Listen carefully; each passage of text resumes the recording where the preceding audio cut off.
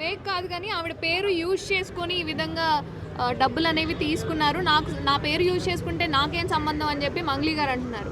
కానీ డబ్బులు తీసుకున్న ఆయనేమో ఇప్పటివరకు ఎక్కడున్నాడు ఏంటి అనేది ఆచూకీ కూడా లేదు, పరారీలో ఉన్నాడు. మరి డబ్బులు ఎవరిస్తారు ఈ బాధితులకి? ఇప్పుడు వీళ్ళు స్కామ్ చేశారంటారు, ఈమె నేను కాదు అంటుంది. స్కామ్ చేసిన వాళ్ళు వేరే అంటున్నారు, నా పేరు చెప్పి తీసుకొని పోయారు అంటున్నారు. సరే, ఆమె పేరు చెప్పి తీసుకొని పోయిన వాళ్ళని పట్టుకొని ఎవరి డబ్బులు వాళ్ళకి ఇచ్చేయండి అంతే. ఎందుకంటే ఒక ఆడపిల్లల్ని ఆమె ఏదో పాటలు పాడుకొని సాంగ్స్ పాడుకొని దేవుడి సాంగ్స్ పాడుకొని ఆమె బతికేదో బతుకుతుంది. ఈరోజు తప్పా ఒప్ప అని తేల్చాల్సింది పోలీస్ డిపార్ట్మెంటే. వాళ్ళు కానీ సరే ఈమె పేరు వాడుకొని వాళ్ళు ఎవరైనా చేసి వాడు పారిపోయాడంటే సరే ఇమీడియట్లీ వాడిని పట్టుకొని ముందుకు తీసుకొని వచ్చేసి ఇప్పుడు ఈయన తప్పుడు కేసు లాయర్ కూడా ఈమె గురించి మళ్ళీ శ్రీముఖి పేరు కూడా మధ్యలో వచ్చింది. క్రష్ అని సుబ్బారావు క్రష్ అని చెప్పేసి వచ్చింది.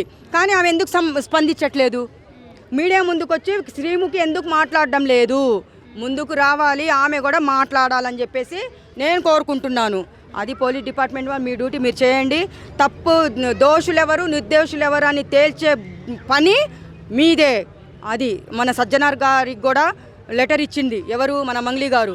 ఆయనే చూసుకుంటారు.